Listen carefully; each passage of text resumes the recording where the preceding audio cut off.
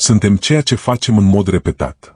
Așadar, excelența nu este un act, ci un obicei. Aristotel.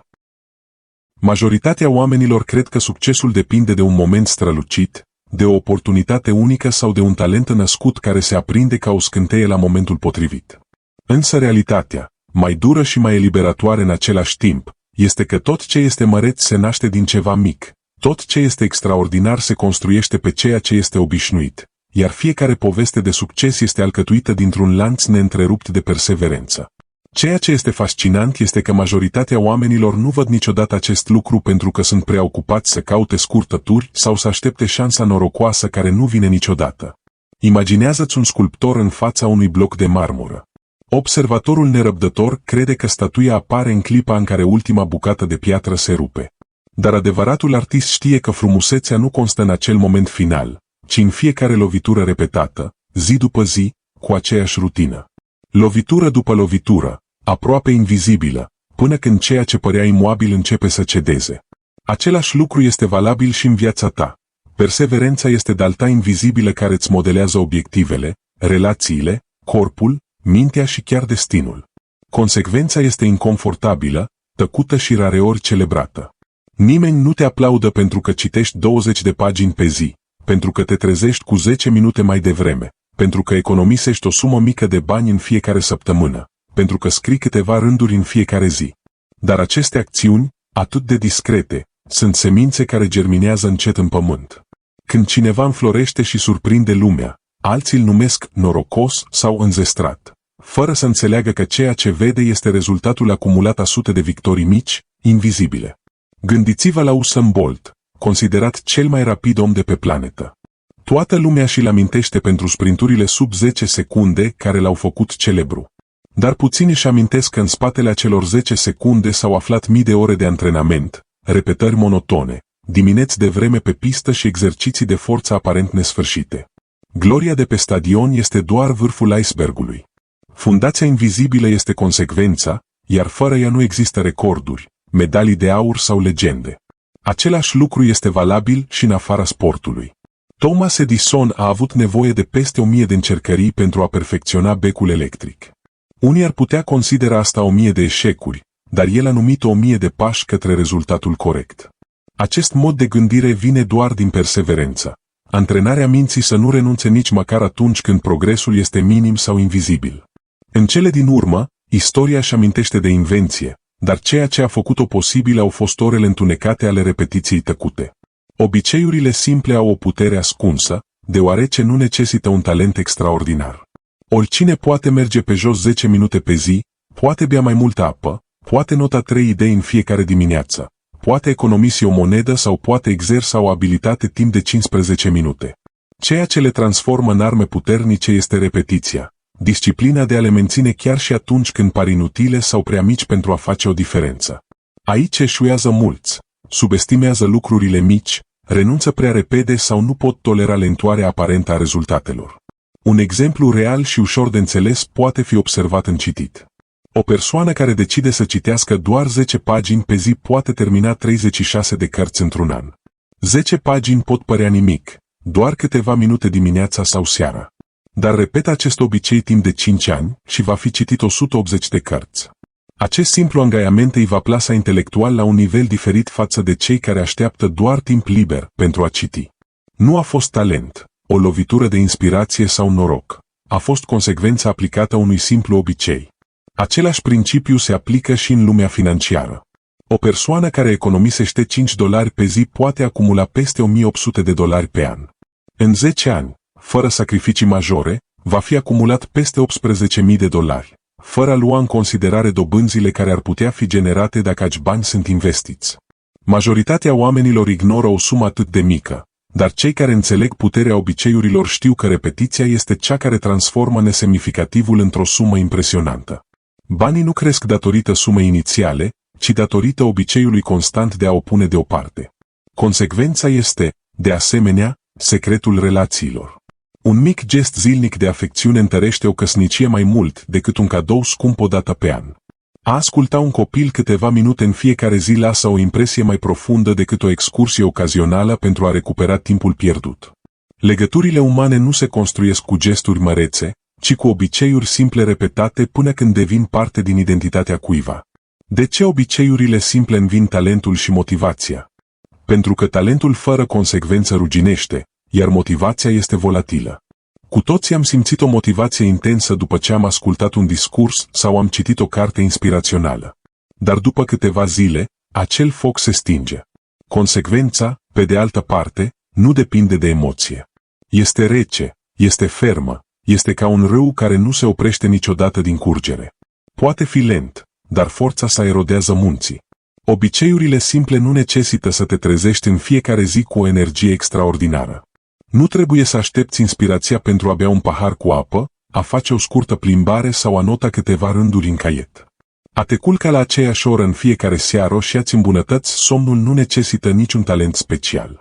Cheia nu este să o faci perfect, ci să o faci în fiecare zi. Aceasta este diferența dintre cei care obțin rezultate cumulative și cei care se blochează în căutarea nesfârșită a motivației. Când înțelegi asta, talentul încetează să mai fie principala ta preocupare. Nu contează dacă nu ești cel mai deștept, cel mai rapid sau cel mai creativ. Ceea ce contează este dacă poți menține o acțiune simplă și susținută în timp, până când rezultatele se acumulează în favoarea ta. Lumea se înclină în fața consecvenței, deoarece nici talentul, nici motivația nu pot concura împotriva ei pe termen lung. Dar înainte de a continua, vă rog să scrieți în comentarii din ce țară ascultați această carte audio și, dacă acest mesaj rezonează cu voi, vă rugăm să dați like și să distribuiți această postare. În acest fel, vă veți asigura că nu ratați niciun conținut care vă hrănește mintea și vă aduce mai aproape în fiecare zi de viața pe care o meritați cu adevărat. Nu este timp de pierdut. Acum, haideți să continuăm. Capitolul 1. Regula constanței. Succesul pare să fie legat de acțiune. Oamenii de succes continuă să meargă mai departe. Fac greșeli, dar nu se opresc. Conrad Hilton.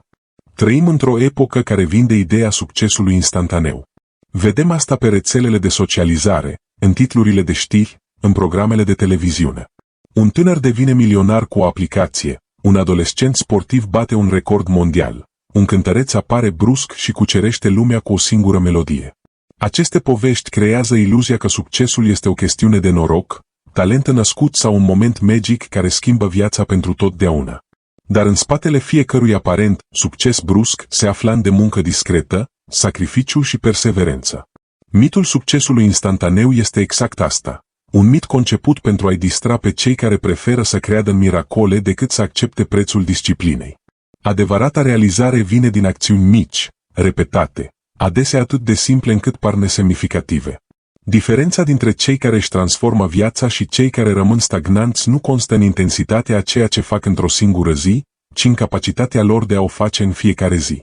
Oricine poate merge la sală odată și se poate antrena din greu, dar schimbarea reală vine din a merge în fiecare dimineață, timp de luni de zile.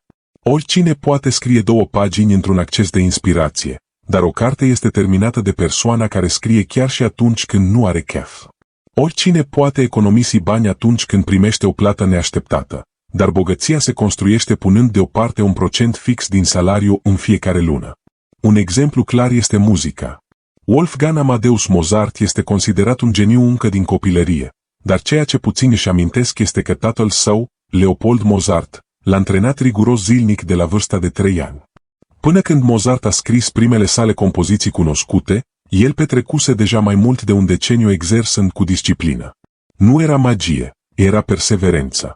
Chiar și Albert Einstein, căruia îi se atribuie adesea geniul pur, repeta neobosit experimente de gândire, dedicând ore și zile rafinării unei singure idei până când o înțelegea pe deplin.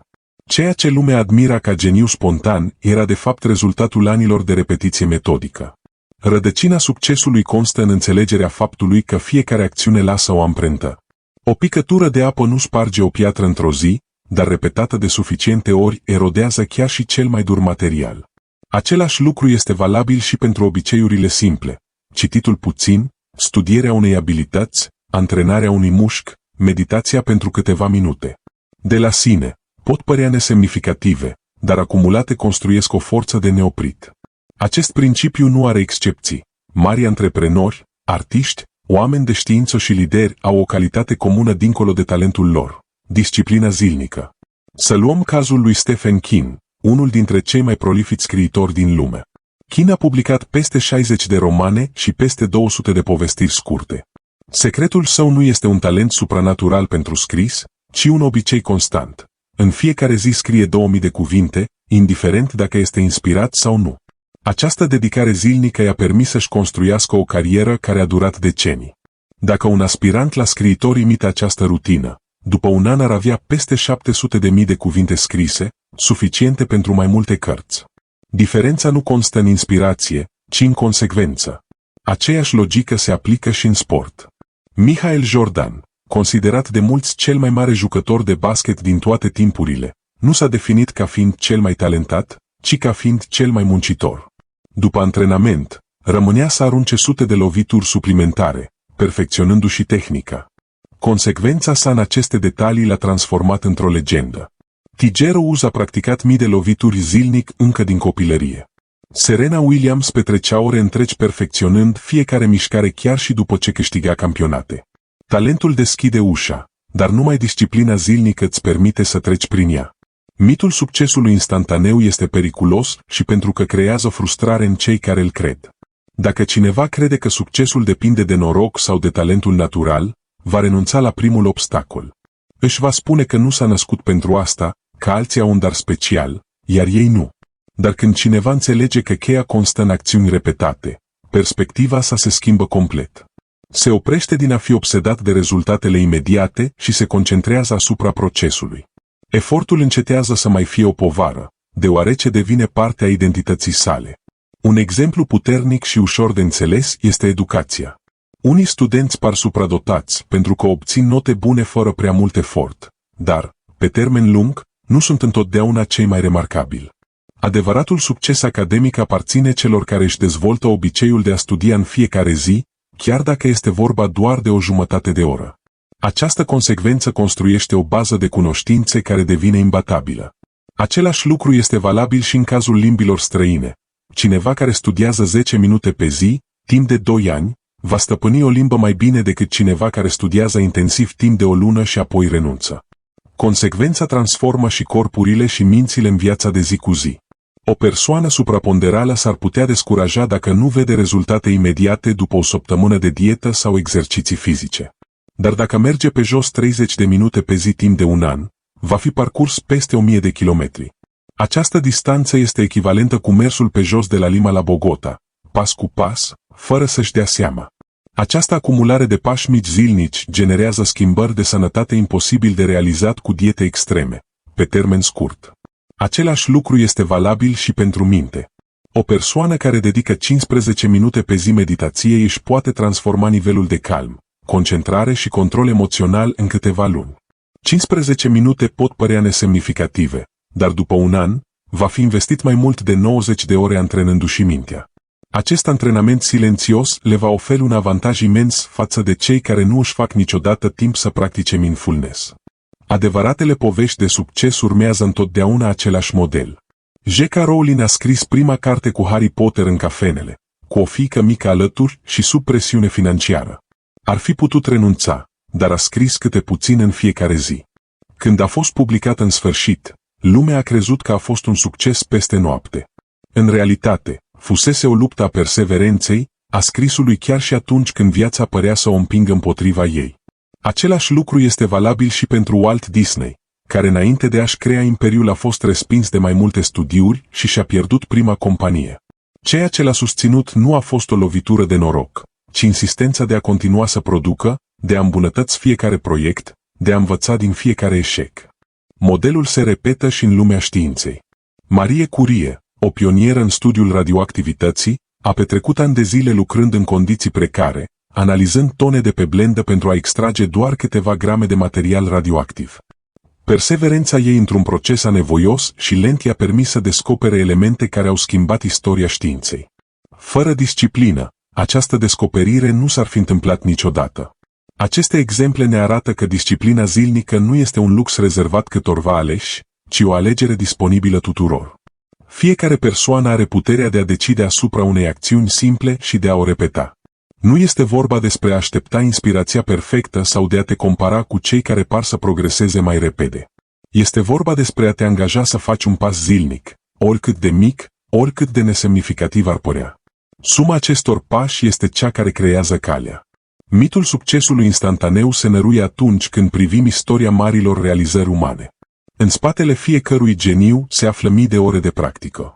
În spatele fiecărei stele căzătoare se află ani de efort care nu au ajuns niciodată la televizor.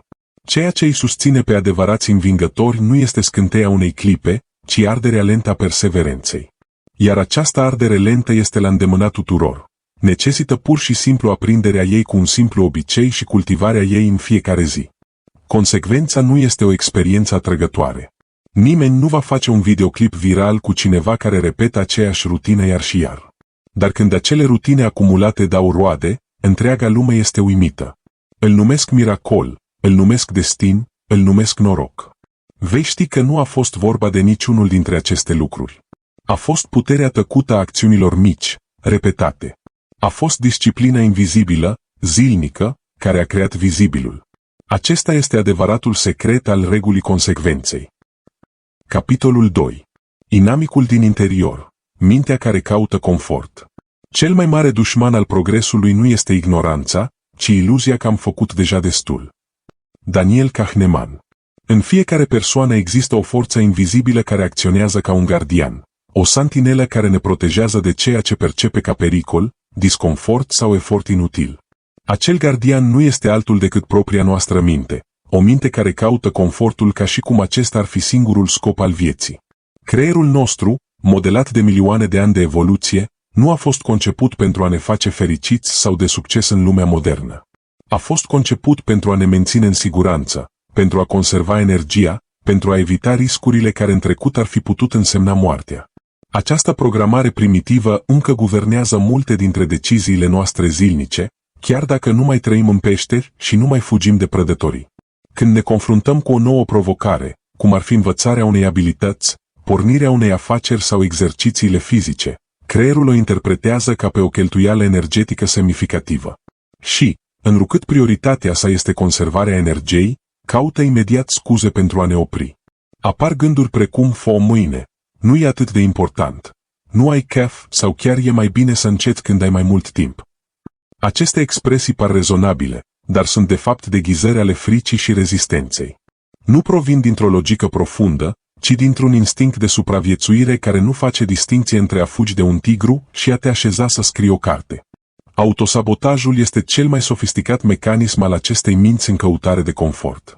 Nu se prezintă întotdeauna ca o voce dură care spune, nu face asta, ci mai degrabă ca o negociere internă care pare prietenoasă. Când te hotărăști să te trezești de vreme pentru a face mișcare, creierul tău spune, încă 5 minute în pat nu strică. Când te hotărăști să mănânci sănătos, îți șoptește, astăzi este o zi specială, mâine ți din nou dietă.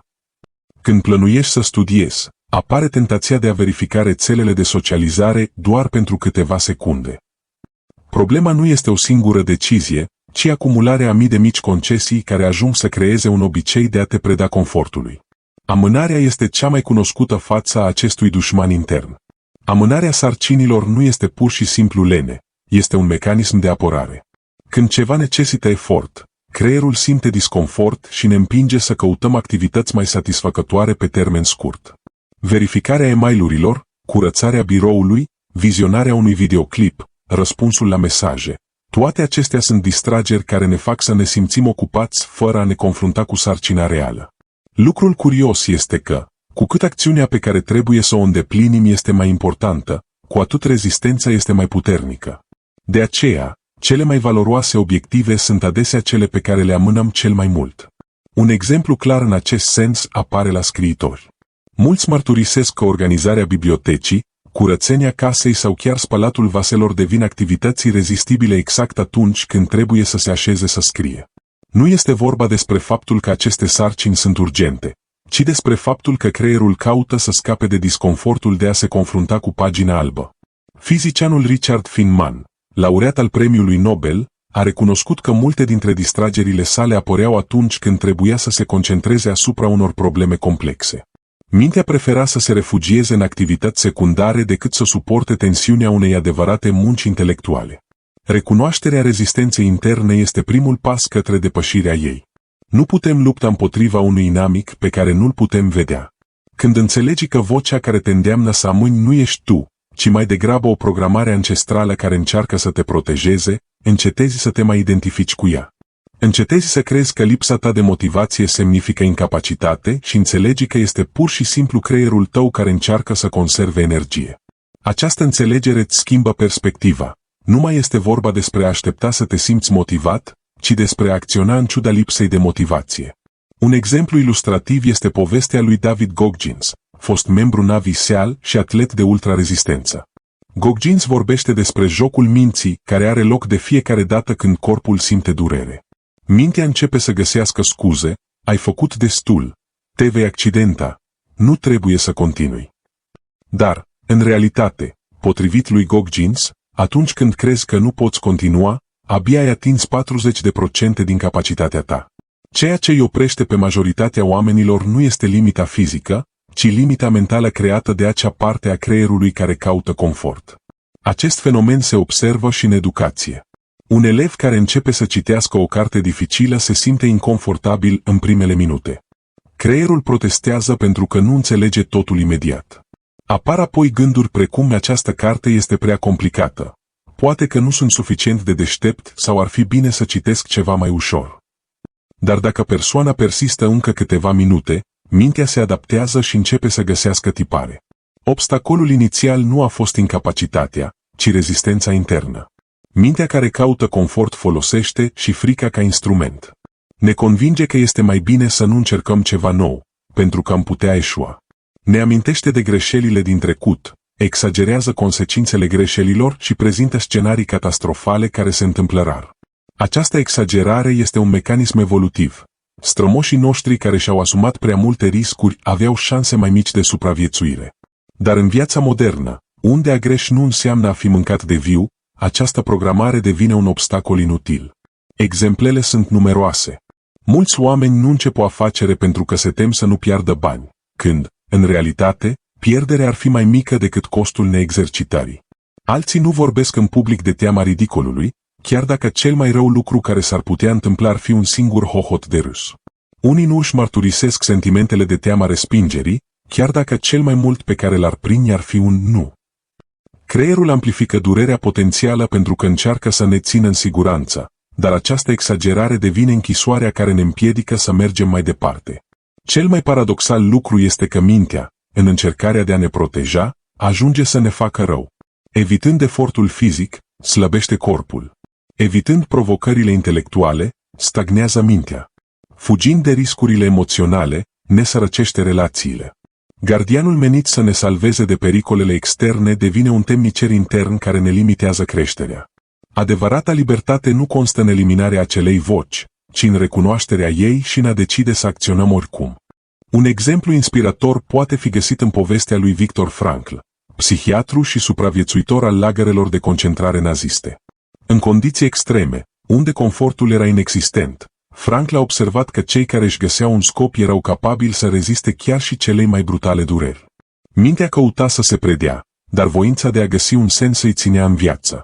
Frankl a înțeles că libertatea supremă a ființelor umane este capacitatea de a-și alege atitudinea în fața oricărei circumstanțe. Această alegere începe atunci când ne recunoaștem rezistența interioară și decidem să nu o ascultăm orbește. Știința modernă susține această opinie. Studiile privind neuroplasticitatea arată că de fiecare dată când depășim rezistența și acționăm, întărim circuitele cerebrale care facilitează consecvența. Este ca și cum ai antrena un mușchi. Cu cât îl folosești mai mult, cu atât devine mai puternic. La început, este dificil să te trezești de vreme, dar după ce îl repeți timp de săptămâni, obiceiul se instalează și rezistența scade. Creierul învață că această acțiune nu mai reprezintă o amenințare, iar disconfortul inițial dispare. Autosabotajul, amânarea și rezistența interioară nu dispar complet, dar pot fi îmbâlânzite. De fiecare dată când acționăm în ciuda disconfortului, slăbim inamicul interior. De fiecare dată când cedăm, îl întărim. De aceea este vital să-i recunoaștem trucurile și să nu ne lăsăm înșelați. Acea voce care îți spune mâine va fi mai bine nu are grijă de progresul tău, ci își caută confortul imediat. Acest confort, oricât de tentant ar fi, vine cu un preț foarte mare. Obiectivele tale neîmplinite, visele tale amânate, potențialul tău irosit. Provocarea este să accepti că disconfortul nu este un dușman, ci un semn de creștere. Mușchiul care doare după exerciții fizice devine mai puternic. Mintea care se opune concentrării asupra unei cărți își extinde capacitatea de atenție. Emoția care tremură înainte de a vorbi în public se pregătește să depășească frica. Disconfortul este pragul progresului, iar trecerea lui este singura modalitate de a crește. În cele din urmă, inamicul interior nu dispare, dar poate deveni un aliat. Când auzi acea voce care te îndeamnă să stai în pat, să amâni, să renunți, folosește-o ca semn că ești pe calea cea bună. Rezistența apare tocmai acolo unde are loc cea mai mare creștere. A o recunoaște, a o accepta și a acționa oricum este esența disciplinei. Iar această disciplină este ceea ce îi separă pe cei care trăiesc dominați de confort de cei care își învin propriile limite. Capitolul 3. Strategii pentru a nu renunța. Aristotel spunea, suntem ceea ce facem în mod repetat. Așadar, excelența nu este un act, ci un obicei. Această afirmație surprinde un adevăr la fel de puternic pe cât este de simplu. Ceea ce ne definește nu sunt momentele izolate de inspirație, nici acele clipe în care ne simțim de neoprit, ci suma tuturor acelor zile în care decidem să continuăm, chiar și atunci când nu vrem. Adevăratul secret al marilor realizări nu constă în izbucnirile trecătoare de motivație, ci în sistemele pe care le proiectăm pentru a ne obliga să acționăm chiar și în absența entuziasmului. Realitatea este că nimeni, absolut nimeni, nu se simte motivat în fiecare zi. Nici sportivi olimpici, nici liderii de afaceri de top, nici măcar artiștii pe care îi admirăm. Ei înțeleg că motivația este o stare emoțională instabilă și că a te baza exclusiv pe ea este ca și cum ai construi o casă pe nisip.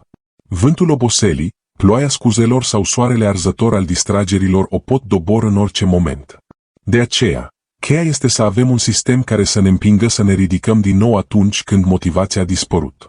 Un exemplu clar poate fi găsit în viața lui Stephen King, celebrul scriitor. De-a lungul carierei sale, a publicat peste 60 de romane și sute de povestiri scurte. Mulți îl văd ca pe un geniu creativ, cineva atins de talent. Totuși, când este întrebat despre secretul său, răspunsul său este simplu. Scrie în fiecare zi, fără excepție, chiar și de ziua lui sau de Crăciun. Are un ritual de neînvins. În fiecare dimineață se așează la mașina de scris și nu se ridică până nu a scris cel puțin 2000 de cuvinte. Nu așteaptă inspirația, nu negociază cu sine însuși. Pur și simplu o face pentru că sistemul său nu-i lasă altă opțiune. Aceasta este puterea ritualurilor și a microangajamentelor. Nu ai nevoie de realizări mărețe în fiecare zi. Pur și simplu proiectează acțiuni mici care devin automate. Gândește-te la un alergător amator care vrea să devină maratonist. La început, ideea de a alerga 42 de kilometri pare imposibilă, iar motivația inițială dispare curând în fața oboselii. Dar dacă acel alergător se angajează pur și simplu să-și pună pantofii și să iasă afară în fiecare zi, chiar dacă este vorba doar de 5 minute, în timp va crea un sistem. Acel microangajament inițial, atât de mic încât este greu să eșuezi, devine poarta către un obicei mai amplu. Ceea ce contează nu este magnitudinea acțiunii, ci consecvența cu care este efectuată. Un alt exemplu vine din lumea muzicii. Jerry Seinfeld, comedianul american, a folosit o tehnică numită nu rupe lanțul. Într-un calendar, a marcat cu un X fiecare zi în care a scris glume. Scopul nu era să scrie cea mai bună glumă, sau chiar un număr mare de glume, ci pur și simplu să mențină lanțul de X-uri consecutive. Această strategie vizuală devine un sistem de presiune pozitivă. În fiecare zi în care își atingea obiectivul, zidul de X-uri creștea, iar ratarea acestuia din cauza unei singure zile de lene devenea din ce în ce mai dureroasă. Este un exemplu perfect despre cum să creezi un mediu în care renunțarea devine cea mai dificilă opțiune. Puterea microangajamentelor se reflectă și în psihologia comportamentală. James Clear, în celebra sa lucrare despre obiceiuri, menționează că reducerea fricțiunilor este una dintre cele mai bune strategii pentru a nu renunța. Dacă vrei să cânți la chitară, lasă-o afară din husă și într-un loc vizibil. Dacă vrei să mănânci sănătos, pune fructele tăiate în frigider, la îndemână. Dacă vrei să citești mai mult, pune o carte pe noptieră. Trucul este să faci acțiunea dorită atât de ușor de început încât să pară ridicol să nu o faci. Acest design conștient al mediului tău face parte din sistemul care te obligă să continui. Imaginează-ți pe cineva care vrea să înceapă să se antreneze la sală. Entuziasmul inițial durează poate o săptămână sau două. Apoi vin zilele ploioase, zilele lungi de muncă sau epuizarea emoțională. Fără un sistem, cel mai probabil va renunța. Dar dacă acea persoană plătește pentru un antrenament cu un prieten sau angajează un antrenor față de care este responsabilă, ecuația se schimbă. Presiunea socială devine un instrument care compensează lipsa de motivație. Aici vedem o altă strategie. Crearea de angajamente externe care te împing să continui chiar și atunci când voința ta internă slăbește. Același lucru se întâmplă și în lumea academică. Mulți studenți cred că au nevoie de inspirație pentru a se așeza și a studia. Adevărul este că cei mai de succes nu așteaptă să se simtă pregătiți. Se așează întotdeauna în același timp, în același loc, cu aceleași materiale. Ei transformă studiul într-un ritual care nu depinde de emoții fluctuante. Este ca și cum ai porni o mașină. Simpla deschidere a caietului și citirea primei propoziții a subiectului este suficientă pentru a pune creierul în modul de învățare. Aceste sisteme funcționează deoarece valorifică un adevăr fundamental al psihologiei umane. Nu ne controlăm întotdeauna emoțiile, dar putem controla mediul înconjurător și rutinele noastre. Prin conceperea unor ritualuri și microangajamente, reducem dependența de motivație și creăm o cale automată către acțiune. Unii oameni cred că a te forța să acționezi fără motivație este o formă de presiune autoimpusă toxică. Dar realitatea este alta. În cele din urmă, ceea ce ne oferă satisfacție și încredere în sine este îndeplinirea a ceea ce am spus că vom face, nu așteptarea pasivă să ne simțim inspirați. De fiecare dată când îți menții un mic angajament față de tine însuți, îți consolidezi identitatea de persoană disciplinată și capabilă. Imaginează-ți pe cineva care decide să citească 10 pagini dintr-o carte în fiecare zi. După o lună, va fi citit 300 de pagini, echivalentul unei cărți în 3. După un an, 12 cărți. Și într-un deceniu, peste 120 de cărți. Niciuna dintre aceste lecturi zilnice nu este epică sau memorabilă, dar acest sistem de microangajamente produce o transformare uriașă pe termen lung. Așa se construiesc rezultatele mărețe, nu într-o explozie de energie, ci în suma unor zile aparent obișnuite. Nu trebuie să uităm că viața însăși este plină de rezistență. Vor exista întotdeauna scuze valide, oboseala, responsabilitățile, evenimentele neașteptate. De aceea, sistemele sunt ca o armură care ne protejează în acele momente. Dacă regula ta este să scrii în fiecare zi la 7 dimineața, nu contează dacă ai dormit prost sau dacă nu ai chef, sistemul te susține. Dacă regula ta este să ieși la plimbare după cină, o faci chiar și atunci când nu ai energie. Și la sfârșitul săptămânii, acele mici acțiuni acumulate fac mai mult pentru tine decât orice izbucnire izolată de motivație. Adevărata provocare nu este să înșeli, ci să nu renunți. Oricine poate începe un proiect cu entuziasm, dar puțini îl duc până la capăt. Diferența dintre cele două este că unul depinde de motivație, în timp ce celălalt construiește sisteme. Primul se prăbușește imediat ce apare disconfortul, cel de-al doilea rămâne în picioare pentru că are piloni invizibili pe care îl susțin. Dacă vrei să înțelegi de ce unii oameni își ating obiectivele, iar alții nu, observă-le ritualurile zilnice. Talentul poate impresiona, norocul poate ajuta, dar ceea ce determină cu adevărat rezultatul sunt acele sisteme silențioase care obligă la acțiune chiar și atunci când nimeni nu se uită. Capitolul 4. Secretul 1% zilnic. Antrenorul de ciclism Dave Brailsford a spus că succesul nu se obține printr-o singură schimbare uriașă, ci prin acumularea a mii de mici îmbunătățiri. Această filozofie, cunoscută sub numele de legea îmbunătățirii progresive, este cea care a transformat echipa britanică de ciclism de la a fi practic irelevantă timp de decenii la a domina Jocurile Olimpice și Turul Franței. Ideea era simplă, dar revoluționară. Dacă în fiecare zi ar putea să se îmbunătățească cu doar 1% în diferite domenii, de la poziția ciclistului pe bicicletă la calitatea somnului, nutriție sau chiar igiena mâinilor pentru a evita răcelile, în timp, aceste mici îmbunătățiri s-ar acumula într-un avantaj monumental. Acest principiu este atât de puternic deoarece demontează mitul saltului uriaș. Mulți oameni cred că pentru a-și schimba viața au nevoie de o transformare radicală, de un început eroic sau de o disciplină aproape supraomenească.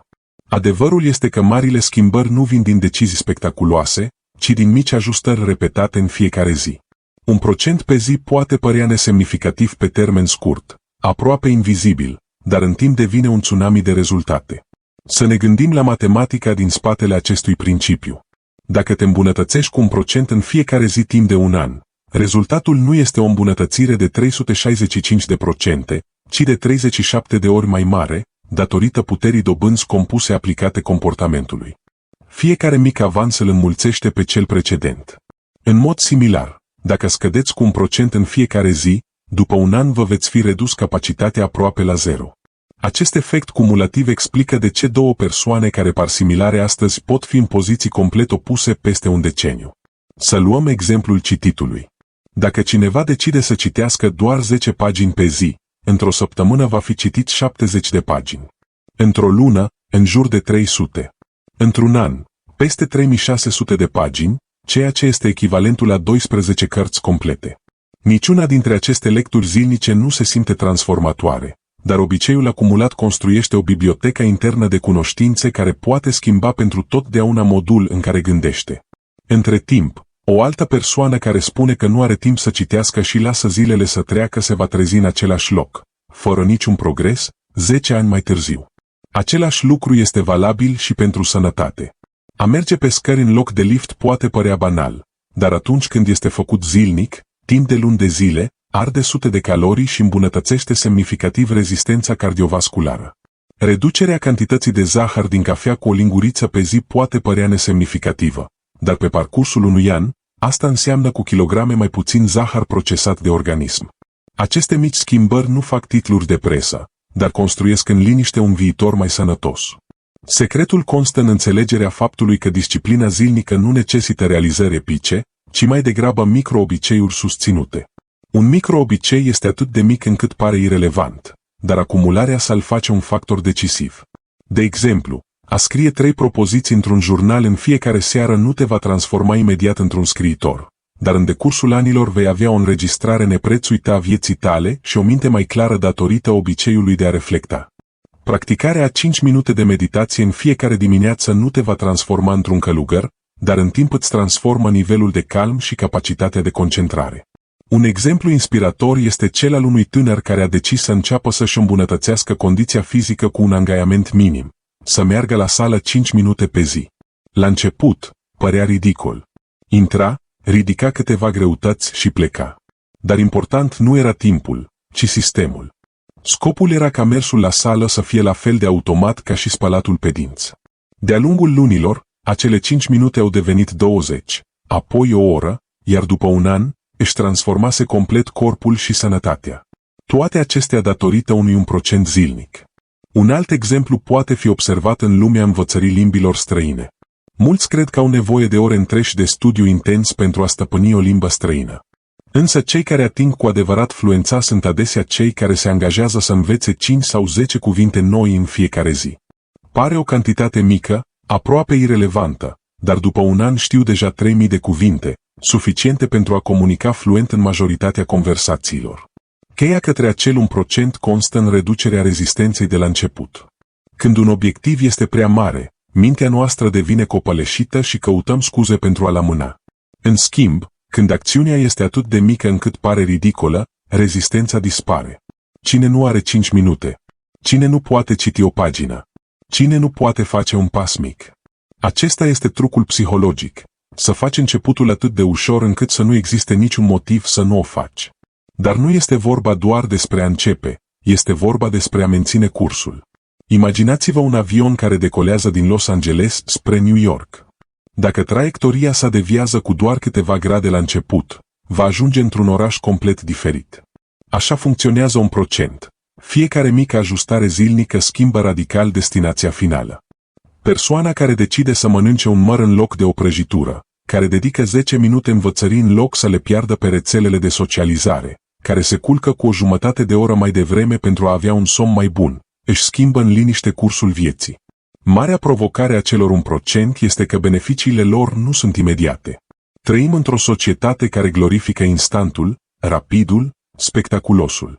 Ne dorim rezultate vizibile în săptămâni sau chiar zile. Dar microobiceiurile nu funcționează așa. Sunt ca plantarea semințelor. Timp de săptămâni, poate chiar luni, pare că nimic nu se întâmplă sub pământ.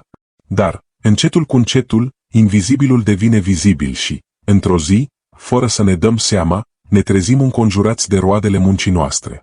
Pentru a ne menține încrederea în obiectivul zilnic de 1%, trebuie să schimbăm modul în care măsurăm progresul. În loc să ne obsedăm de rezultatele imediate, trebuie să ne concentrăm asupra procesului. Dacă angajamentul tău este să citești 10 pagini, măsoară-ți succesul prin faptul că le citești, nu prin cât îți amintești a doua zi. Dacă angajamentul tău este să mere pe jos timp de 15 minute, măsoară-ți succesul prin faptul că ai ieșit la plimbare, nu prin greutatea pe care ai slăbit-o într-o săptămână. Când procesul devine obiectivul tău, rezultatele urmează inevitabil. Un punct important este că acel 1% nu este întotdeauna liniar. Vor fi zile în care ți se va părea că te întorci, momente de oboseală, perioade de stagnare. Dar acumularea de micro-obiceiuri are un efect exponențial.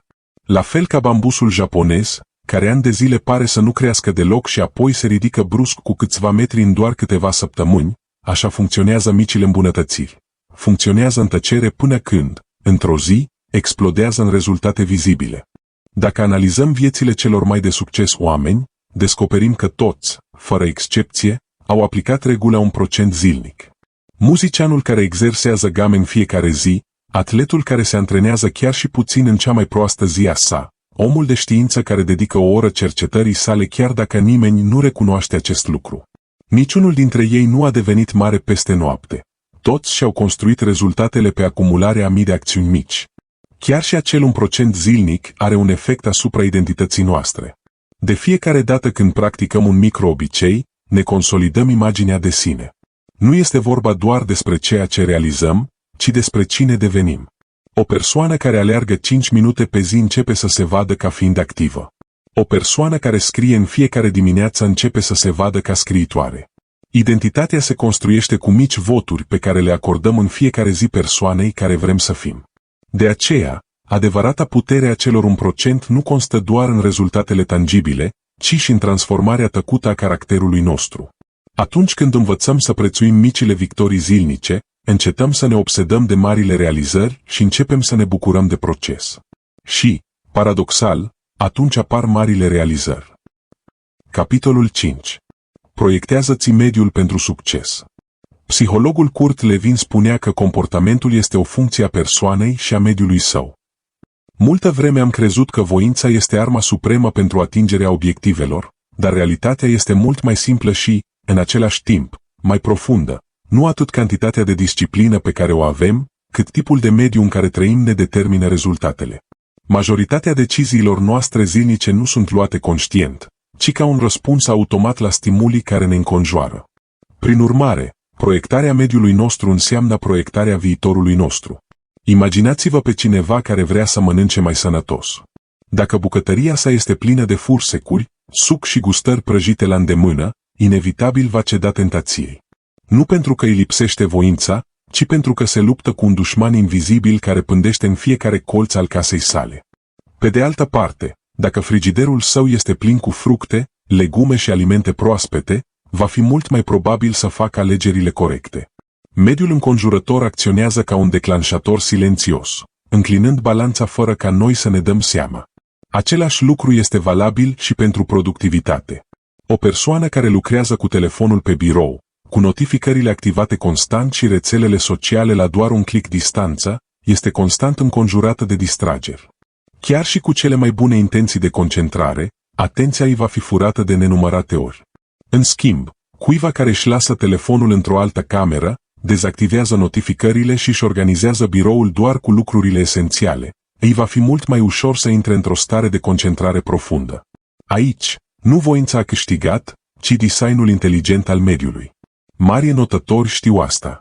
Michael Phelps, cel mai de succes notător olimpic din istorie, avea un ritual care se baza în mare măsură pe mediul înconjurător. Înainte de fiecare competiție, punea mereu aceeași listă de redare și urma aceeași rutină în vestiar. Acest lucru nu numai că îl pregătea mental, dar transforma și împrejurimile într-un factor declanșator pentru concentrare și încredere. Nu avea nevoie să se bazeze pe o stare emoțională imprevizibilă, deoarece mediul înconjurător făcea treaba pentru el. Un exemplu comun este ceva atât de simplu precum lăsarea unei cărți pe noptieră. Cineva care are o carte la îndemână înainte de a merge la culcare este mult mai predispus să citească decât cineva care își lasă telefonul mobil ca ultim tovarăș. Mediul nostru ia decizii în locul nostru. Nu este o coincidență faptul că firmele de fast food își plasează cele mai profitabile produse la nivelul ochilor sau că supermarketurile pun dulciuri lângă casa de marcat. Ei înțeleg că mediul ne modelează deciziile mai mult decât orice forță internă. Proiectarea unui mediu propice succesului implică să ne înconjurăm cu factori declanșatori pozitivi.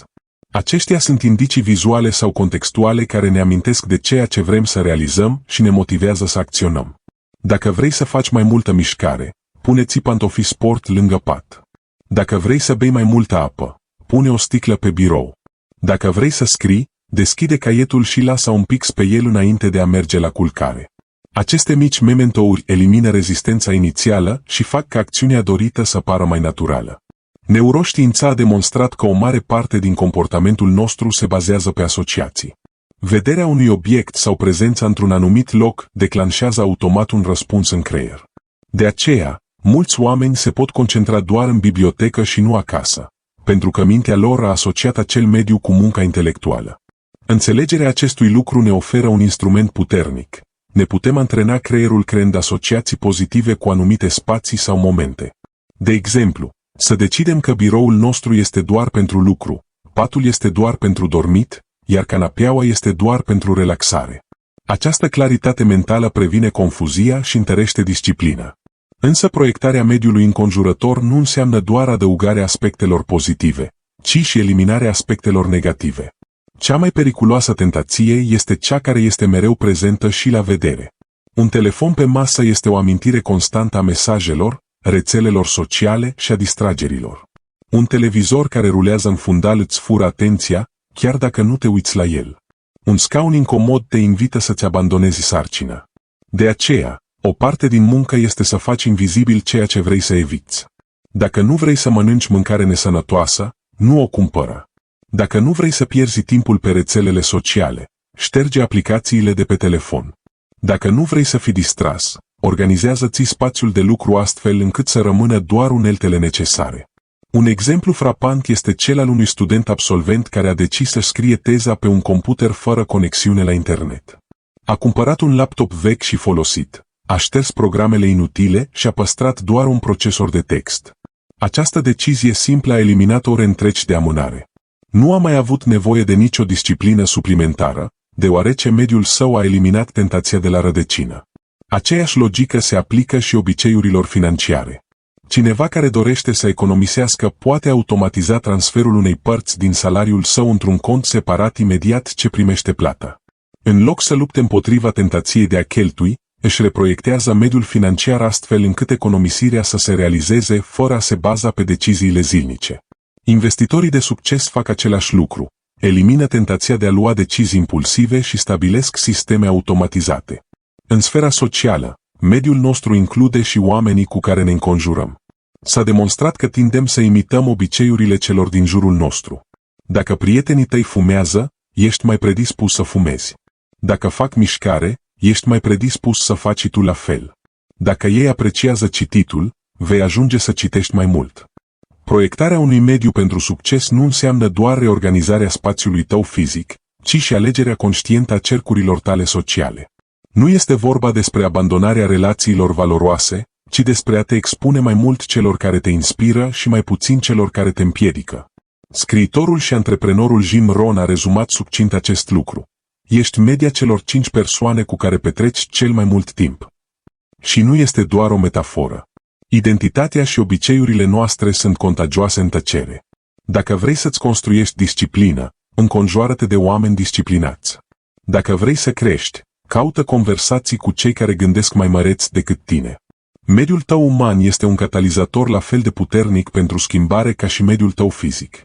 Un exemplu în acest sens poate fi găsit în grupurile de sprijin și comunitățile de învățare. Cineva care vrea să renunțe la băutură găsește mult mai ușor să facă acest lucru într-un grup în care toți au același obiectiv și se încurajează reciproc. Un scriitor care vrea să-și termine romanul reușește mai repede dacă aparține unui cerc în care și alții scriu și se încurajează reciproc. Mediul social întărește ceea ce voința individuală nu poate susține singură. În concluzie, a-ți proiecta mediul pentru succes este ca și cum ai așeza șinele pentru un tren. Indiferent cât de puternică este locomotiva, dacă șinele nu sunt aliniate, aceasta va deraia mai devreme sau mai târziu. În mod similar, voința ta te-ar putea propulsa înainte timp de câteva zile, dar dacă mediul tău este plin de distrageri și tentații, în cele din urmă vei cădea. Pe de altă parte, dacă îți aliniezi mediul cu obiectivele tale, calea ta devine inevitabilă.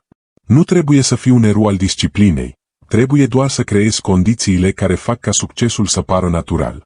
Adevăratul secret nu constă în a rezista constant tentației, ci în a o împiedica să apară. Nu constă în a te baza pe motivație, ci pe mementouri pozitive care îți activează obiceiurile dorite. Nu constă în a lupta împotriva mediului înconjurător, ci în a-l modela pentru a funcționa în favoarea ta. Atunci când împrejurimile tale sunt proiectate inteligent, viața ta se transformă fără efort, pentru că fiecare zi devine un aliat tăcut, care te îndeamnă în direcția corectă. Capitolul 6. Reprogramează-ți mintea pentru consecvență. Un vechi proverb japonez spune, căde de 7 ori, te ridică de 8. Această frază simplă surprinde esența perseverenței. Nu este vorba despre a nu eșua niciodată, ci despre a nu rămâne la pământ atunci când te împiedici. Adevărata putere a unei persoane nu se măsoară prin cantitatea de motivație pe care o simte la un moment dat, ci prin capacitatea sa de a se ridica iar și iar, până când acțiunea susținută devine o parte naturală a ființei sale. Reprogramarea minții pentru perseverență înseamnă renunțarea la dependența de acea scânteie inițială de entuziasm și învățarea construirii unei identități care funcționează chiar și în absența inspirației. Când vorbim despre disciplina automată, mulți cred că aceasta implică un efort inuman, aproape robotic, dar realitatea este cu totul alta. Este vorba despre transformarea efortului conștient în ceva inconștient, astfel încât să devină la fel de natural ca respirația. La început, fiecare schimbare pare forțată, trezitul de vreme, exercițiile fizice, studiul unei ore în plus, economisirea în loc de cheltuiel. Cu toate acestea, pe măsură ce se repetă, creierul începe să recunoască acel model ca o rută preferată.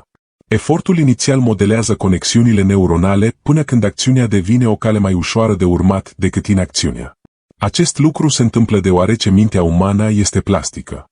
Neurologii au demonstrat că obiceiurile noastre sunt stocate în ganglionii bazali, o regiune a creierului care gestionează rutinele automate. De fiecare dată când repetăm o acțiune, întărim acel tipar, ca și cum am croi o cale printr-o pădure. La început, tufișurile sunt dese și este dificil să cureți o cale, dar după mai multe treceri, poteca este marcată și mersul pe jos devine o a doua natură. Motivația aparține domeniului conștient și emoțional. Disciplina, pe de altă parte, se instalează adânc în creier până devine o a doua natură. Diferența dintre cei care își mențin obiectivele și cei care le abandonează constă în convingerile lor fundamentale. O persoană care crede că acționează doar atunci când are chef, nu va face niciodată progrese constante, deoarece motivația este trecătoare. Pe de altă parte, cineva care decide că sunt o persoană care își ține cuvântul începe să acționeze dintr-un loc de identitate. Această transformare mentală este puternică. Nu mai faci mișcare pentru că ești motivat, o faci pentru că ești o persoană disciplinată. Nu mai studiezi pentru că te simți inspirat, o faci pentru că identitatea ta este cea a cuiva care crește în fiecare zi. Schimbarea convingerilor despre cine ești îți schimbă automat comportamentul. Un exemplu revelator poate fi găsit în povestea unui scriitor care ani de zile s-a considerat indisciplinat. În fiecare an promitea să scrie o carte, dar renunța până la a 3-a săptămână. Până într-o zi când a decis să nu se mai definească drept leneș și a început să-și repete: sunt scriitor, iar scriitorii scriu în fiecare zi. Această simplă frază, repetată iar și iar, i-a transformat percepția. A trecut de la a depinde de izbucniri de inspirație la a se așeza în fiecare dimineață, indiferent de starea sa de spirit. Cu timpul, creierul său nu a mai avut nevoie de convingere. Scrisul devenise starea lui naturală. Reprogramarea minții înseamnă și înțelegerea faptului că efortul încetează să mai fie perceput ca un sacrificiu atunci când este legat de propria identitate. Sportivii de elită nu se întreabă în fiecare dimineață dacă au chef să se antreneze. Pur și simplu se antrenează, pentru că pentru ei, antrenamentul este ceea ce sunt. Un pianist nu are nevoie de motivație zilnică pentru a exersa. O face pentru că muzica face parte din ființa sa. Atunci când reușim să ne ancorăm obiceiurile la identitatea noastră cea mai profundă, fricțiunea internă care ne face adesea să amânăm dispare. Un alt instrument puternic pentru această reprogramare este utilizarea afirmațiilor și a vizualizărilor conștiente. De fiecare dată când îți întărești identitatea cu cuvinte, creierul tău acceptă acea narațiune și îți ajustează acțiunile în consecință. A spune "sunt o persoană care își respectă angajamentele" nu este un truc gol, este plantarea unei idei care, atunci când este repetată, devine adevăr practic. În mod similar, vizualizarea ta acționând cu disciplină și consecvență îți antrenează creierul aproape ca și cum ai fi trăit deja acea experiență. Studiile arată că mintea nu distinge pe deplin între ceea ce este imaginat în detaliu și ceea ce este experimentat de fapt. Ambele lasă o amprentă asupra creierului. Însă consecvența este întărită și de recompensele interne. De fiecare dată când realizezi o acțiune care îți întărește identitatea disciplinată, creierul tău eliberează dopamină, hormonul plăcerii. Aceasta este aceea substanță eliberată atunci când primești un like pe rețelele de socializare sau mănânci o gustare dulce. Diferența este că, în acest caz, dopamina este asociată cu un obicei constructiv. În timp, mintea ta începe să caute acea satisfacție naturală în îndeplinirea rutinei tale, iar ceea ce odinioară părea un sacrificiu se simte acum ca o sursă de satisfacție. De asemenea, este important să înțelegem că disciplina automată nu înseamnă rigiditate absolută. Calea către consecvență necesită flexibilitate inteligentă. Vor fi zile în care circumstanțele se vor schimba, când nu vei putea respecta întreaga rutină. Reprogramarea minții nu înseamnă să te pedepsești pentru eșec, ci să menții continuitatea într-un fel. Dacă nu te poți antrena o oră, fă 10 minute. Dacă nu poți citi 20 de pagini, citește 2. Creierul primește mesajul că identitatea fundamentală rămâne, chiar dacă formatul este ajustat. Acest lucru evită efectul de totul sau nimic, care adesea distruge procese întregi cu o mică greșeală. Convingerile care încurajează consecvența au adesea un principiu comun, acela că procesul este mai important decât rezultatul imediat. Cei obsedați de rezultate rapide tind să renunțe atunci când nu le văd. În schimb, cei care înțeleg că fiecare zi de disciplină construiește o fundație solidă perseverează, chiar și fără dovezi vizibile. Această mentalitate de fermier, care seamănă fără a aștepta o recoltă mâine, este cea care garantează angajamentul pe termen lung. Reprogramarea minții tale pentru consecvență implică și să te înconjori cu simboluri care să-ți întărească identitatea. Un caiet în care înregistrezi fiecare zi parcursă, un calendar în care îți marchezi progresul, un memento în spațiul tău de lucru cu fraze care te definesc.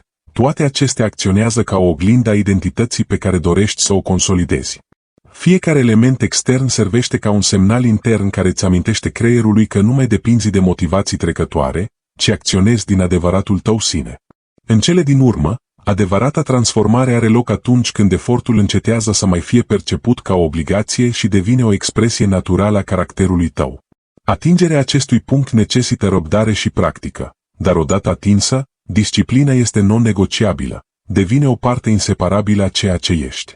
Se înțelege atunci că perseverența nu este un act de voință momentan, ci mai degrabă reflectarea unei minți reprogramate pentru a susține ceea ce contează cu adevărat. Capitolul 7. Depășirea vremurilor dificile. Există un moment inevitabil pe fiecare cale a creșterii, poticnirea. Indiferent cât de disciplinat ești, mai devreme sau mai târziu va exista o zi în care vei dormi mai mult, vei întrerupe dieta, vei lipsi de la un antrenament sau vei ceda distragerilor. Mulți cred că acest moment marchează sfârșitul efortului lor, dar, în realitate, este adevăratul început al perseverenței. Măreția nu se măsoară prin absența eșecurilor, ci prin capacitatea de a te recupera rapid după ele și fără a te rătăci. Fiecare cădere poate deveni o scuză pentru a renunța sau o rampă de lansare către o disciplină mai puternică. Când cineva își eșuează în rutina sa, primul lucru care apare de obicei este vinovăția. Această povară emoțională poate fi mai destructivă decât eșecul în sine. O noapte nedormită nu îți va ruina sănătatea, dar convingerea că totul este pierdut și că nu mai merită să încerci cu siguranță poate. De aceea, primul pas pentru a depăși perioadele dificile este să înveți să privești greșeala obiectiv. O zi proastă nu îți definește identitatea, ci reprezintă doar o întrerupere temporară. Nu ești eșecurile tale, ci abilitatea ta de a reveni pe drumul cel bun. Un exemplu revelator este cel al muzicienilor profesioniști. Când repetă o piesă și ating o notă greșită, nu opresc întreaga interpretare și nu se miustră singuri pentru greșeală. Continuă, încearcă din nou și corectează treptat eroarea. Înțeleg că a face greșeli face parte din învățare. În mod similar, cei care cultivă consecvența trebuie să accepte că întreruperile fac parte din proces și că important nu este să le evite complet, ci să se antreneze să se întoarcă întotdeauna la centru. Aici intră în joc o strategie fundamentală. Regula niciodată de 2 ori la rând. Aceasta constă în a-ți permite o singură greșeală, dar a te angaja să nu o lași să se întâmple de 2 ori la rând. Dacă ai ratat antrenamentul într-o zi, asigură-te că revii pe drumul cel bun în următoarea. Dacă ai mâncat haotic într-o zi, asigură-te că următoarea masă este sănătoasă. Acest principiu simplu previne ca o greșeală să devină un obicei destructiv. Nu eșecul izolat te doboară, ci acumularea de greșeli necorectate. O altă tactică puternică pentru a depăși perioadele dificile este așa numita mini-rutină de urgență. Aceasta implică crearea unei versiuni reduse a obiceiului tău, la care poți să te ții chiar și în zilele cele mai grele. De exemplu, dacă nu ai energie pentru o oră de studiu, angajează-te la 10 minute. Dacă nu poți alerga 5 km, mergi prin casă timp de 10 minute. Cheia este să menții o conexiune cu identitatea ta. Creierul tău înțelege că, chiar și cu energie scăzută, ești totuși o persoană consecventă. Acest lucru previne transformarea eșecului în renunțare. Transformarea eșecurilor în lecții de putere necesită și o schimbare de perspectivă. În loc să vezi greșelile ca pe niște eșecuri, privește-le ca pe niște informații valoroase. Întreabă-te, ce m-a determinat să eșuez? A fost oboseala, planificarea deficitară, prea multă încredere în sine? Fiecare eșec conține un mesaj care, dacă este interpretat corect, îți întărește disciplina viitoare. Antreprenorul care pierde bani la un proiect și învață să-și gestioneze mai bine resursele devine mai înțelept. Studentul care pică un examen și descoperă că are nevoie de o metodă de studiu diferită dobândește o strategie mai eficientă. Eșecul nu este dușmanul succesului, este profesorul succesului. Un aspect crucial este învățarea reglării emoțiilor în timpul eșecurilor. Frustrarea și furia ne întunecă adesea capacitatea de a reveni pe drumul cel bun. Respirațiile adânci, practicarea câtorva minute de tăcere sau scrierea într-un jurnal te pot ajuta să eliberezi povara emoțională și să-ți recapeți claritatea. Cei care reușesc să-și calmeze mintea după o greșeală își recapătă controlul mai repede decât cei care sunt consumați de autocritică. Un alt exemplu inspirator poate fi găsit în povestea lui Thomas Edison. Se spune că, înainte de a inventa becul funcțional, a eșuat de peste 1000 de ori. Când a fost întrebat cum a îndurat atâtea eșecuri, el a răspuns: nu am eșuat de 1000 de ori, am descoperit 1000 de moduri care nu au funcționat. Această mentalitate este cea care transformă eșecurile în etape de progres. Dacă fiecare greșeală te aduce mai aproape de înțelegerea a ceea ce nu trebuie să repeți, atunci fiecare poticnire este o parte esențială a succesului. De asemenea, este util să ne amintim că consecvența nu este o linie dreaptă ascendentă, ci o curbă plină de suișuri și coborâșuri. Acceptarea acestei realități previne așteptările nerealiste.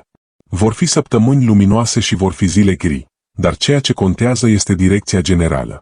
Ca o drumeție lungă, nu fiecare pas va fi ferm și nici fiecare porțiune plată. Totuși, atâta timp cât îți menții cursul, vei ajunge la destinație. O tehnică practică este să urmărești recăderile și recuperările. Nu pentru a te pedepsi, ci pentru a observa tipare.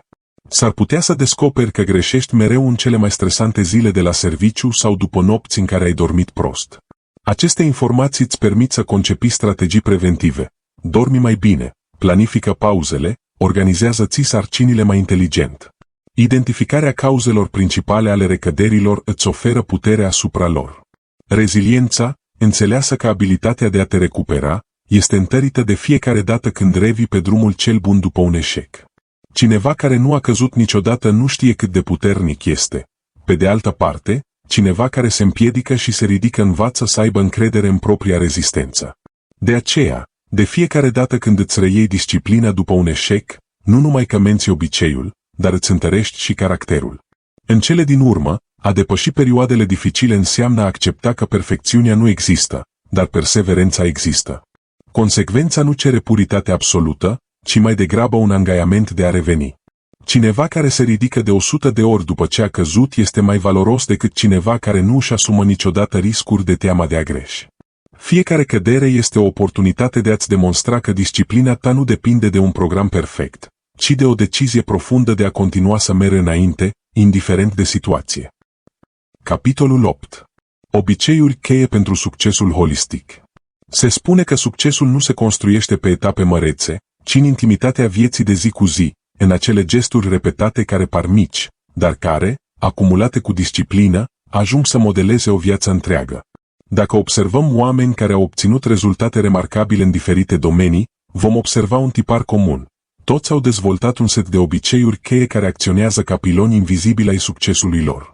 Nu este vorba doar de a munci din greu, ci de a munci constant în dimensiunile fizice, mentale, emoționale, financiare și profesionale, astfel încât fiecare dintre ele să se alimenteze din celelalte pentru a forma un cerc virtuos.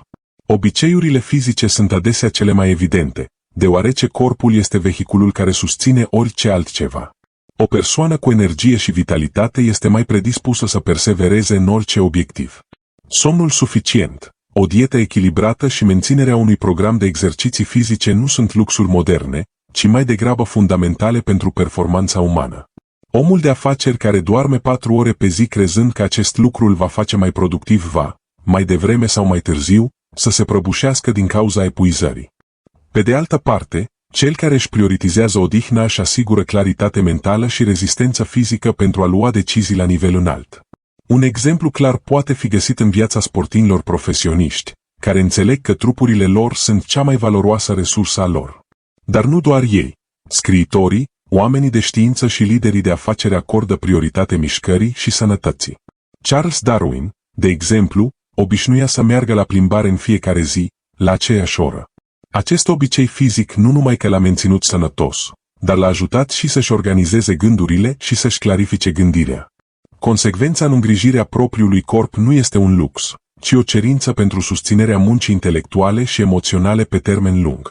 Alături de obiceiurile fizice, găsim obiceiuri mentale, care ne permit să ne canalizăm energia către ceea ce contează cu adevărat. Mintea este ca un râu. Dacă curge haotic, mătură tot ce-i stă în cale. Dacă este canalizată cu concentrare, poate alimenta turbine și genera rezultate extraordinare. Unul dintre cele mai puternice obiceiuri în acest domeniu este practica zilnică a concentrării conștiente. Aceasta poate fi exprimată prin tehnici precum meditația, scrisul reflexiv sau practica eliminării distragerilor în perioadele de muncă profundă. Claritatea mentală este, de asemenea, întărită prin planificare. Oamenii de succes nu își lasă ziua la voia întâmplării, își proiectează în mod intenționat orele, sarcinile și prioritățile. Benjamin Franklin avea un ritual organizațional zilnic în care se întreba în fiecare dimineață: ce bine pot face astăzi? Această întrebare simplă, repetată cu disciplină, îl menținea concentrat asupra a ceea ce era esențial și îl ajuta să evite distragerile. Obiceiul de a te concentra asupra a ceea ce este important, nu asupra a ceea ce este urgent, transformă cursul unei vieți întregi. Însă un corp puternic și o minte limpede nu sunt suficiente. Cultivarea obiceiurilor emoționale este, de asemenea, esențială. Aici eșuează mulți, deoarece cred că succesul depinde exclusiv de cunoaștere sau acțiune, când, în realitate, depinde și de capacitatea de a gestiona tulburările interioare. Reziliența este unul dintre cele mai puternice obiceiuri emoționale. Înseamnă să te recuperezi după adversitate, să înveți să nu te lași zdrobit de prima dificultate. Și nu apare spontan, ci mai degrabă din antrenarea minții și a inimii pentru a răspunde calm sub presiune. Controlul intern al emoțiilor nu înseamnă suprimarea a ceea ce simțim, ci mai degrabă direcționarea acestuia. O persoană care își formează obiceiul de a respira adânc înainte de a reacționa, care practică recunoștința în mijlocul haosului sau care se antrenează să vadă aspectele pozitive chiar și în momentele dificile, dezvoltă o forță interioară de neînvins. Luați în considerare lideri istorici precum Nelson Mandela, care a cultivat răbdarea și o perspectivă pozitivă în timp ce se află în închisoare. Capacitatea sa de a rămâne calm și plin de speranță nu a fost un accident, ci o disciplină emoțională perfecționată zi de zi. Printre obiceiurile emoționale, găsim și importanța relațiilor. A ne înconjura de oameni care ne susțin, în loc să ne tragă în jos, este o alegere conștientă care ne afectează stabilitatea emoțională. Obiceiul de a asculta cu empatie, de a comunica cu respect și de a construi legături puternice este la fel de vital ca orice altă practică fizică sau mentală. O rețea de sprijin emoțional devine o forță motrice pentru perseverență atunci când propria noastră motivație slăbește. În cele din urmă, ajungem la obiceiurile financiare și profesionale, cele care susțin stabilitatea materială și permit tuturor celorlalte să înflorească. Mulți visează la libertatea financiară, dar puțini înțeleg că aceasta provine din acțiuni zilnice mici și consecvente, economisirea unui procent din fiecare venit, evitarea cheltuielilor impulsive, investițiile disciplinare și învățarea continuă. Obiceiul consecvenței în finanțe este cel care face diferența dintre cei care obțin independența și cei care trăiesc prinși în cicluri de datorii. Un exemplu inspirator este Warren Buffett, care a început să investească în adolescență și și-a menținut obiceiul de a economisi și de a investi cu răbdare timp de decenii. Succesul său nu s-a datorat unei mișcări strălucite făcute peste noapte, ci disciplinei de a repeta același model an de an. Același lucru este valabil și în sfera profesională. Rezultatele excelente nu vin dintr-o lovitură de noroc, ci din consecvența de a te îmbunătăți puțin în fiecare zi, de a-ți îndeplini angajamentele, de a învăța noi abilități și de a oferi calitate chiar și atunci când nimeni nu se uită. Consecvența profesională înseamnă și protejarea reputației tale. Oamenii de succes înțeleg că fiecare acțiune construiește sau distruge încrederea. Respectarea cuvântului dat, punctualitatea, respectarea promisiunilor și ascultarea activă. Aceste obiceiuri simple generează capital social care deschide uși în timp. Nu talentul contează cel mai mult la locul de muncă, ci disciplina de a fi de încredere și de a obține rezultate în mod constant. Toate aceste obiceiuri fizice, mentale, emoționale, financiare și profesionale nu funcționează izolat, ci împreună. Un corp slab afectează mintea, o minte dispersată sabotează emoțiile, emoțiile instabile dăunează finanțelor, iar finanțele dezorganizate generează stres care îmbolnăvește corpul. Prin urmare, adevăratul succes holistic vine din cultivarea fiecăruia dintre aceste domenii cu disciplină și într-un mod echilibrat. Vestea bună este că nu este vorba despre a face schimbări uriașe și radicale peste noapte. La fel ca principiul 1% pe zi, ajustări mici și susținute sunt suficiente. Să dormi o jumătate de oră în plus, să citești 10 minute pe zi, să notezi 3 lucruri pentru care ești recunoscător, să economisești 5% din venit, să-ți livrezi întotdeauna munca puțin mai bine decât te aștepți. Fiecare dintre aceste gesturi poate părea nesemnificativ, dar atunci când sunt repetate constant, ele transformă o viață întreagă. Imaginează-ți o scară în care fiecare treaptă reprezintă un obicei. Nu este vorba despre a te grăbi spre vârf, ci despre a te asigura că pui un picior ferm pe fiecare treaptă. În acest fel, pas cu pas, corpul tău devine mai puternic, mintea ta devine mai clară, emoțiile tale se stabilizează, finanțele tale sunt puse în ordine, iar cariera ta înflorește. Succesul holistic nu este o destinație bruscă, ci rezultatul inevitabil al practicării obiceiurilor corecte în fiecare zi. Adevărata bogăție a unei persoane nu se măsoară doar prin bani, titluri sau realizări externe, ci prin calitatea obiceiurilor sale interne. Pentru că ceea ce repeți te definește. Și atunci când cultivi în mod constant obiceiuri cheie, întreaga ta viață devine o dovadă a ceea ce înseamnă adevăratul succes. Echilibru, împlinire și scop susținut în timp. Capitolul 9. Puterea pe termen lung.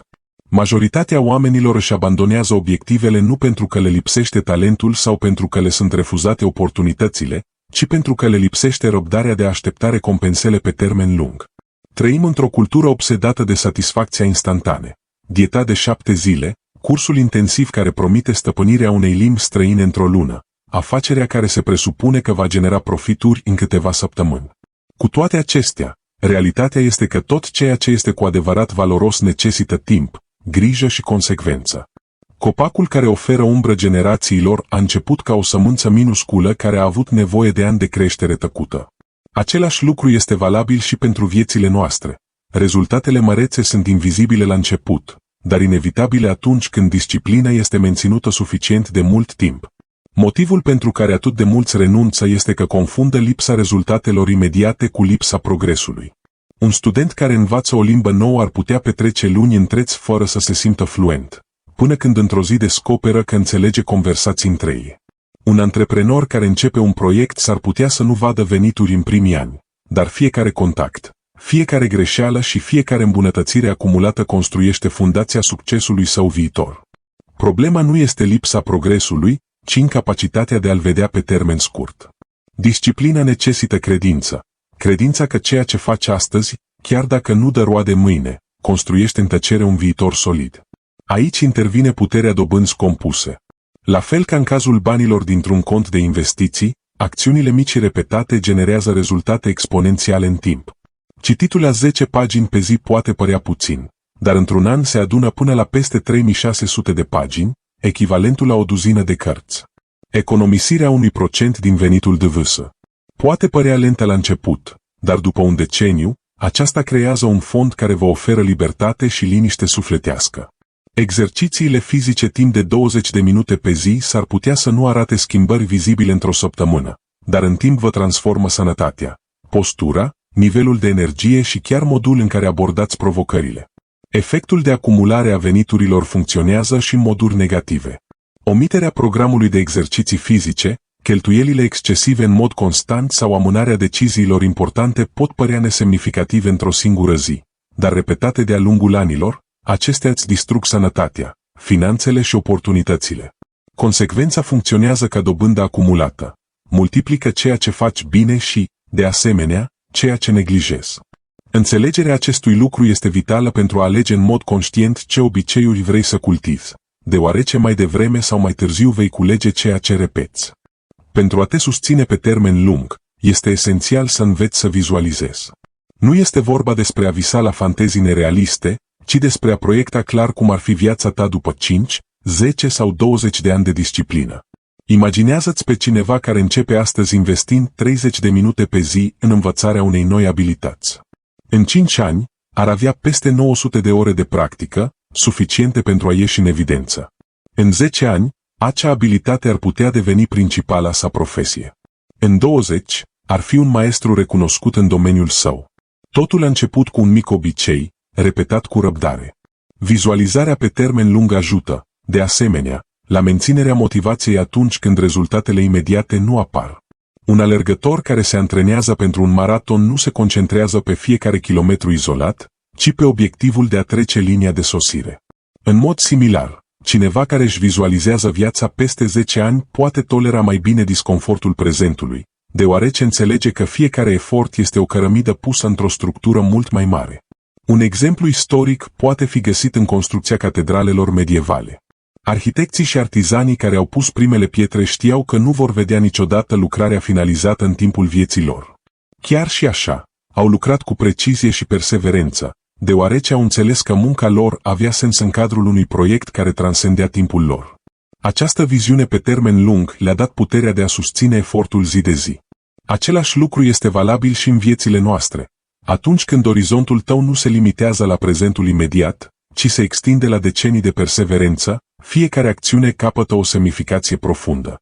Unul dintre cele mai mari daruri ale pe termen lung este acela că transformă disciplina în caracter. La început, ai nevoie de mentori și motivație externă. În timp, practica constantă te definește. Elevul disciplinat devine un profesionist de încredere, antreprenorul persistent un lider respectat, persoana care are grijă de sănătatea sa ani de zile un far de vitalitate. Consecvența încetează să mai fie ceva ce faci și devine ceea ce ești. Desigur, calea pe termen lung nu este lipsită de provocări. Vor exista momente de îndoială, tentații de a renunța și voci externe care insistă că nu merită așteptarea. Dar fiecare zi de disciplină este o declarație tăcută de încredere în tine și în proces. Când reziști tentației satisfacției instantane, îți antrenezi mintea să vadă dincolo de recompensele rapide și să cultivi înțelepciunea cuiva care înțelege că ceea ce este cu adevărat valoros necesită timp. Puterea pe termen lung se dezvăluie și în comparațiile inevitabile. La început, diferența dintre cineva care se străduiește și cineva care nu se străduiește poate fi aproape invizibilă. Dar după 5, 10 sau 20 de ani, prăpastia devine abisală. Două persoane care pornesc din același punct pot ajunge în locuri radical diferite pur și simplu datorită consecvenței alegerilor lor zilnice. Primul se poate bucura de succes, sănătate și stabilitate, al doilea, de frustrare și regret. Viața nu se schimbă peste noapte, se schimbă în timp, în tăcere, modelată de ceea ce repetăm. În cele din urmă, Consecvența nu este doar un mijloc de a atinge obiective, este o filozofie de viață care te conectează cu valoarea timpului. A înțelege puterea pe termen lung înseamnă a recunoaște că fiecare acțiune, oricât de mică, este o investiție în viitorul tău. Înseamnă a trăi cu certitudinea că, chiar dacă rezultatele imediate nu sunt întotdeauna vizibile, fiecare zi de disciplină îți scrie povestea vieții. Și când acea poveste este privită în perspectivă, va fi clar că răbdarea, credința în proces și perseverența neclintită au fost cheile care au transformat micile obiceiuri în rezultate mărețe. Capitolul 10. Forțează-te să mergi mai departe. Metoda finală. Există un citat de la Muhammad Ali care rezumă esența perseverenței. Am urât fiecare minut de antrenament, dar am spus, nu renunța. Suferă acum și trăiește-ți restul vieții ca un campion. Aceasta este cheia. Să nu lași confortul, oboseala sau îndoiala să-ți dicteze deciziile. În acest moment, înțelegem deja că marile rezultate nu vin din izbucniri de motivație, ci din perseverența zilnică. Dar există un nivel mai profund. Să te forțezi să continui, chiar și atunci când tot ce se află în tine îți strigă să te oprești. Și aceasta nu este o obligație negativă, ca o pedeapsă, ci o cerință pozitivă autoimpusă, un angajament față de cea mai bună versiune a ta, un pact pe care îl faci cu tine însuți și pe care nu ești dispus să-l încalci în nicio circumstanță. Primul principiu al acestei ultime metode este simplu: să nu negociezi niciodată cu vocea interioară care inventează scuze. Acea voce apare întotdeauna deghizată în logică. Îți spune că meriți să te odihnești pentru că ai muncit din greu ieri, că e mai bine să lași pe mâine pentru că ești obosit astăzi, că e în regulă să ruzi lanțul măcar o dată. Dar acea voce este un mincinos profesionist. Este cea care a sabotat milioane de oameni talentați care nu au realizat niciodată nimic pentru că nu au putut rezista cântecului ei de sirenă. Ce poți face în privința asta? Răspunsul este clar. Hotărăște dinainte că nu vei intra în dialog cu acea voce. Când sosește, întrerupa-o cu acțiune. E ca cineva care își oprește ceasul deșteptător fără să se gândească. Nu analizează, nu dezbate, nu negociază. Pur și simplu se ridică. Aceasta este prima regulă, acțiune imediată, fără negocieri interne. Al doilea principiu al acestei metode este să înveți să faci din consecvență identitatea ta. Nu mai ești cineva care încearcă să citească în fiecare zi, ești un cititor. Nu mai ești cineva care încearcă să se antreneze, ești un atlet în antrenament. Nu mai ești cineva care încearcă să economisească bani, ești o persoană disciplinată financiar. Când te identifici cu ceea ce faci, acțiunea încetează să mai depindă de motivație și devine o parte din tine. Dacă îți spui, sunt consecvent, te forțezi să te ridici la înălțimea acestui standard, pentru că a-l încălca ar fi o trădare de tine însuți. Gândește-te la un medic, chiar dacă este obosit, chiar dacă nu are chef, știe că rolul său este să salveze vieți. Nu-i poate spune unui pacient să-l vadă mâine pentru că nu se simte motivat astăzi. Identitatea sa îl obligă. Așa ar trebui să operezi cu obiceiurile tale. Al treilea principiu este să concepi un sistem de responsabilitate externă care să nu-ți permită să dai înapoi. Prin natura ta, suntem mai responsabili față de ceilalți decât față de noi înșine. Dacă cineva îți spune să te antrenezi la ora 7 dimineața, probabil că vei apărea, chiar și numai pentru a evita să pari rău. Dar dacă ești doar tu, este mai ușor să amâni. De aceea, un sistem de responsabilitate externă poate face toată diferența. Ia-ți un angajament public, împărtășește-ți progresul cu cineva, creează un contract simbolic care te obligă să te conformezi sau stabilește consecințe. De exemplu, dacă nu te ții de rutina de scris, donezi bani unei cauze pe care nu o susții. Dacă ratezi antrenamentul, trebuie să faci o sarcină neplăcută. Nu este vorba despre a te pedepsi, ci despre a-ți folosi psihologia în avantajul tău. La început, ar putea părea rigid, dar vei descoperi în curând că această presiune externă devine un aliat. Combinarea acestor trei reguli creează un scut împotriva inconsecvenței. Fără negocieri interne, o identitate legată de consecvență și sisteme externe care îți întăresc disciplina. Este un cerc de fier care nu lasă loc de îndoială sau lene. Și iată ceva puternic. Cu cât îl exersezi mai mult, cu atât vei depinde mai puțin de sisteme externe și cu atât identitatea ta va fi mai suficientă. Va veni un moment în care consecvența va fi la fel de naturală ca spălatul pe dinți sau băutul apei. Nu trebuie să te gândești la asta, pur și simplu o faci. Să luăm în considerare câteva exemple concrete. Imaginați-vă un student universitar care visează să absolve cu onoruri. Majoritatea colegilor se studiază doar atunci când se apropie examenele, bazându-se pe adrenalina de ultim moment. El, în schimb, decide să aplice o abordare metodică. Nu face niciodată compromisuri cu vocea care îi spune să se oprească din revizuit. În fiecare zi, chiar dacă este vorba doar de 30 de minute, își deschide notițele. Nu se vede ca pe cineva care studiază mult, ci ca pe cineva disciplinat, un student exemplar. Mai mult, își împărtășește obiectivul cu grupul său de prieteni și le cere să-l tragă la răspundere în fiecare săptămână. 2 ani mai târziu, în timp ce mulți dintre colegii săi se plâng că nu și-au folosit la maximum timpul, el are deja o bursă obținută pentru a-și continua studiile postuniversitare. Ce l-a diferențiat? Nu a fost inteligența, ci metoda sa. Un alt exemplu, o persoană care decide să-și transforme sănătatea. S-a săturat să eșueze cu dietele și sălile de sport. De data aceasta, decide că lucrurile vor fi diferite. În loc să aștepte motivația, se obligă să realizeze mici acțiuni în fiecare zi. Nu se ceartă cu ei înși dacă au chef sau nu. Pur și simplu își pun pantofii sport și merg la plimbare. Repetă acțiunea atât de des încât nu mai este o încercare și devine identitatea lor. Nu mai spun, fac mișcare, ci spun, sunt o persoană activă. Și pentru a evita recăderile, se alătură unui grup în care colegii lor se întâlnesc de 3 ori pe săptămână. După un an, au slăbit, au câștigat energie și și-au transformat imaginea de sine. Totul a început cu decizia de a nu ceda acelei voci interioare. Dar poate cel mai revelator exemplu este cel al celor care, fără a fi cei mai talentați, îi depășesc pe cei care păreau destinați succesului. Mari muzicieni, scriitori, antreprenori sau sportivi care au perseverat atunci când alții au renunțat.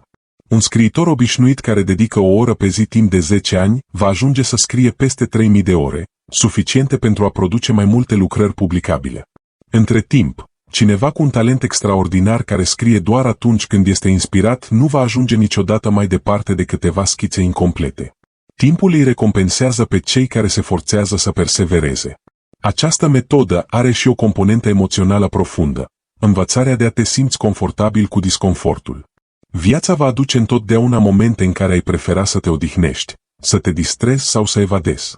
Dar dacă filosofia ta este consecvența mai presus de motivație, decizi că valoarea ta nu se măsoară prin ceea ce simți în momentul respectiv, ci prin ceea ce faci în ciuda acestuia.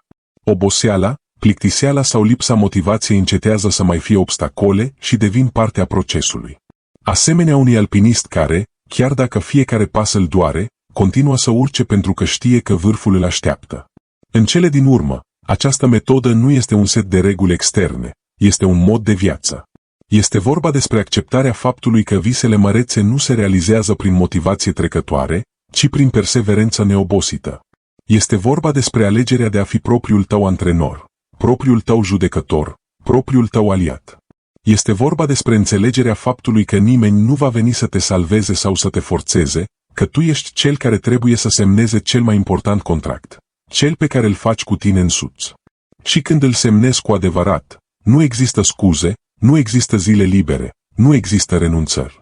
Există doar acțiune, repetată iar și iar, până când lumea nu are de ales decât să-ți recunoască efortul.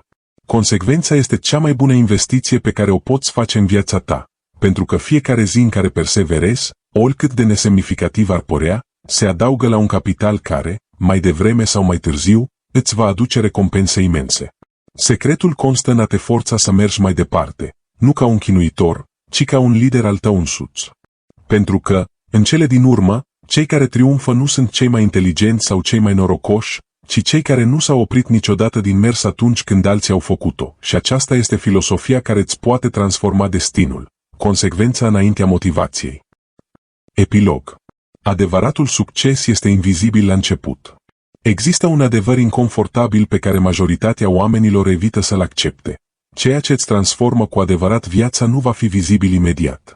Rezultatele mărețe nu apar niciodată în primele zile, uneori nici măcar în primele luni. Sunt invizibile pentru că se dezvoltă în tăcere, ca o sămânță ascunsă sub pământ înainte de a încolți. În acest timp, poate părea că nu se întâmplă nimic, că efortul tău nu merită, că sacrificiile tale nu sunt răsplătite. Aici este momentul în care majoritatea oamenilor renunță, exact când rădăcina crește cel mai puternic. Adevăratul succes este invizibil la început, deoarece se construiește pe repetițiile pe care nimeni nu le vede. Când mai scrii o pagină, chiar dacă nimeni nu o citește. Când ești la alergat în zori, în timp ce orașul încă doarme. Când studiezi în timp ce alții se odihnesc. Când economisești sume mici care par nesemnificative. Fiecare dintre aceste acte se acumulează în tăcere și, în timp, devine o moștenire. Dar acea moștenire nu este făurită de ceea ce încerci ocazional, ci de ceea ce repeți în fiecare zi, chiar și atunci când nimeni nu te aplaudă. Imaginează-ți un meșteșugar care lucrează cu lemn. Zi de zi, lustruiește, șlefuiește și ajustează fără ca nimeni să observe.